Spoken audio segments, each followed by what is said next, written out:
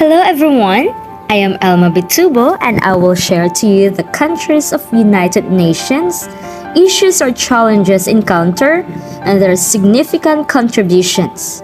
But before that, let's watch this short video clip about United Nations.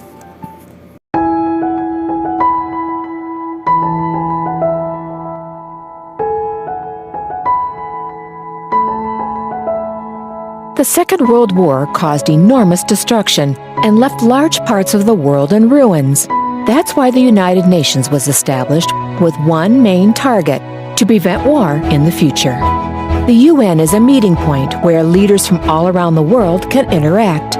In the UN, countries try to agree on which rules and agreements should apply in the world. The most important topics of discussion in the UN are peace and security, human rights, and sustainable development. The Sustainable Development Goals is the United Nations global agenda to end poverty, fight inequality, and combat climate change by 2030. There are 17 goals and 169 targets. The agenda serves as a joint roadmap for all the countries in the world. One of the main principles of the Sustainable Development Goals is to leave no one behind. The most vulnerable should be given priority. In the UN General Assembly, all countries, small and large, have one vote and the same say. All member states are committed to follow the Constitution of the United Nations, the UN Charter, where peace and human rights are central topics.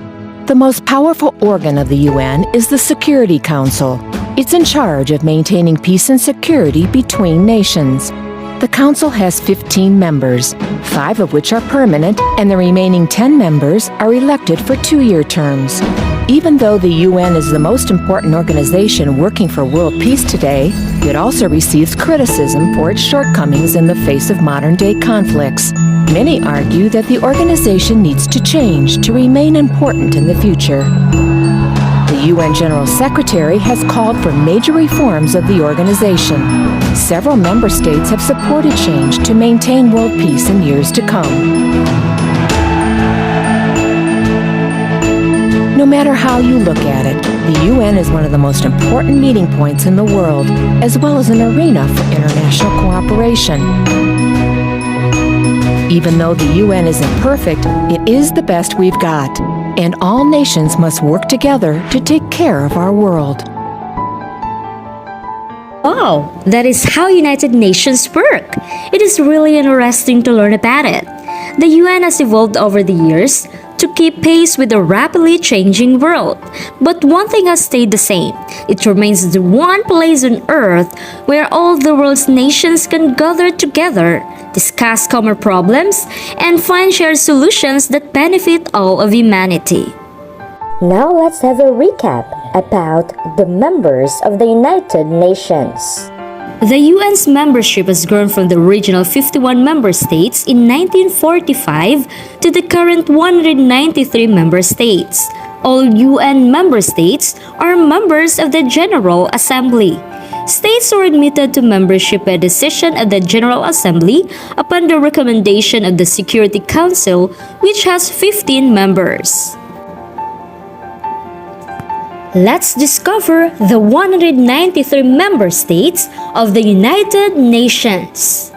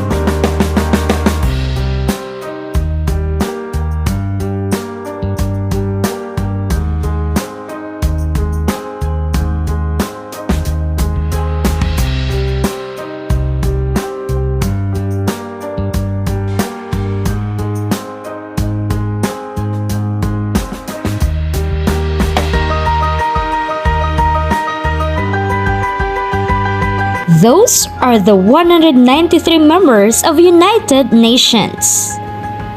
Now let's have the challenges or issues encountered by the UN. There are 10 challenges of United Nations according to the International Crisis Group, but I will just give 4 issues or challenges. The leaders of United Nations member states are meeting at the General Assembly for the first time since Russia's 24th February all-out assault on Ukraine. The war has strained diplomacy at the UN, but the organization continues to do important, life-saving work in conflicts and post-conflict transitions around the world. First, the Ukraine war's impact on the UN. Russia's attack on Ukraine has caused turmoil at the UN, but not quite as much as seemed possible in February and March. The Security Council began to discuss signs of an invasion in late January. In the weeks before and after the launch of all-out hostilities on 24th of February, many council members worried that the war would not only stir up great friction in its own right, which it did, but also make Russian Western diplomacy on other issues in UN forums difficult or impossible. In the event, the impact has been mixed. Major powers have managed to maintain a modicum of cooperation on non-Ukraine matters at the Security Council. The Secretary General has been able to carve out a niche as a humanitarian player in the conflict. As for the General Assembly, which at first seemed set to play a central role in debates about Ukraine in the absence of council action, it has faded diplomatically as the war has dragged on, with many assembly members wanting to avoid controversy. In short, the escalated Ukraine war has seriously disturbed but not decisively transformed work on peace and security issues at the UN. Second, shoring up the peacekeeping mission in Mali. Although the crisis on the United Nations agenda other than Ukraine, the situation in Mali may best capture the range of problems, from geopolitical maneuvering to the limits of peacekeeping that beset the organization today. In the past 24 months, Mali has witnessed 2 coups and the exit of a long-standing French counter-terrorism operation, the Barkhane, amid jihadist strikes that are getting closer to the capital, Bamako. The post-coup military authorities have developed firmer diplomatic ties with Russia, as well as an alleged partnership with the Wagner Group, a Russian private security company. These factors, combined with the Malian military buildup, a spike in civilian deaths, and movement restrictions imposed by Bamako, which impede efforts to protect the population and investigate abuses, have put the UN's peacekeeping operation in the country, the MINUSMA, or the United Nations Multidimensional Integrated Stabilization Mission in Mali, on an increasingly precarious footing. Against this backdrop, MINUSMA, which had already been struggling for years and has suffered more deaths than any other UN mission, has found it increasingly difficult to carry out its mandated tasks. Its work to support a political transition, for instance, is on shaky ground given the transitional authorities' uneven commitment to an electoral timetable. The mission's chores to protect civilians also faces fresh challenges in light of the Malian army's anti-jihadist offensive carried out in tandem with Russia's allegedly belonging to the Wagner Group, a campaign that has generated reports of atrocities. The government's new restrictions on movement have hampered the mission's access to sites in conflict zones. For instance, Mura village, where soldiers and Wagner Group personnel allegedly massacred 300 civilians in March, according to Human Rights Watch. The third one, working with the Taliban on Afghanistan's recovery. The Taliban takeover of Kabul in 2021 posed a complicated series of problems for the 20-year-old UN Assistance Mission in Afghanistan, or UNAMA, including the basic issue of how to engage the new de facto authorities. UNAMA was originally designed to support the previous government, not a Taliban administration that still lacks international recognition. The Security Council and UN officials had precious little time to think about how to repurpose the mission in late 2021, as a combination of Western aid cut-offs and the wartime economy's collapse plunged the country into the world's biggest humanitarian crisis. The outlines of a new approach emerged the following March when the Secretary Council renewed the UNAMA man-made crisis group has previously described the wrangling in New York diplomatic coax, a new mandate from a divided council, with some members, including France, opposing aid or engagement that might legitimize the Taliban. Others, notably Russia and China, inclined to work with them, and still others, among them the US and UK, falling back on slogans as "Help the people, but not the Taliban," which suggests a capacity to work around the latter that is not realistic. The bigger problem is that Taliban officials involved with aid coordination, who often remind visitors that they have their own vision for developing the country, say they have not been sufficiently consulted. Some Western officials in Afghanistan agree on this point, complaining of limitations imposed from faraway capitalists that restrict discussions with the Taliban-controlled government. The Taliban warned of another impasse like that, which blocked the Humanitarian Exchange Facility, or HEF, a proposal for fixing the Afghan financial sector that the UN floated in early 2022. Outside experts were strongly supportive of the HEF, but the Taliban were not. Fourth, keeping aid flowing to Syria's northwest. The Security Council may soon face another contentious debate over humanitarian aid to Syria.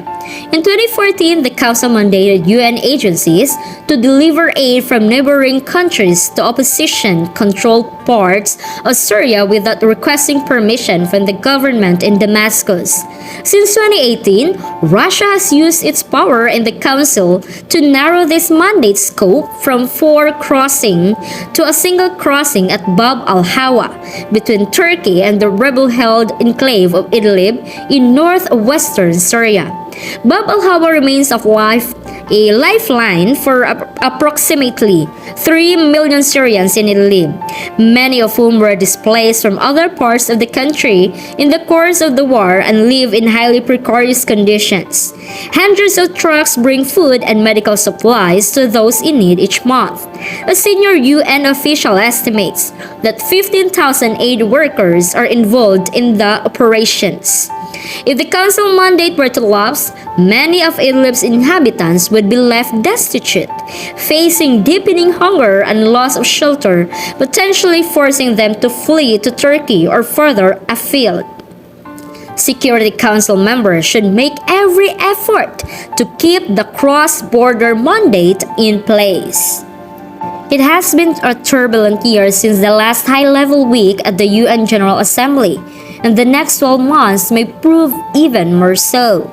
The global economic downturn could translate into more humanitarian crisis and political instability, posing unexpected challenges for the Security Council and UN officials.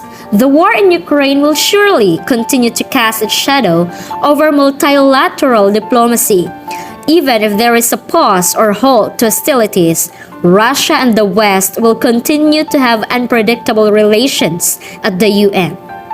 Now, let's have the significant contributions of the United Nations. There are 70 ways the UN makes a difference, but I will just give 6 significant contributions. First, focusing on African development. Africa continues to be a high priority for the United Nations. In 2001, African heads of state adopted the continent's own plan, the New Partnership for Africa's Development, which the General Assembly endorsed in 2002 as the main framework for channeling international support to Africa. The continent receives 36% of UN system expenditures for development. the largest share among the world's regions. All United Nations agencies have special programs to benefit Africa. The second one, consolidating peace.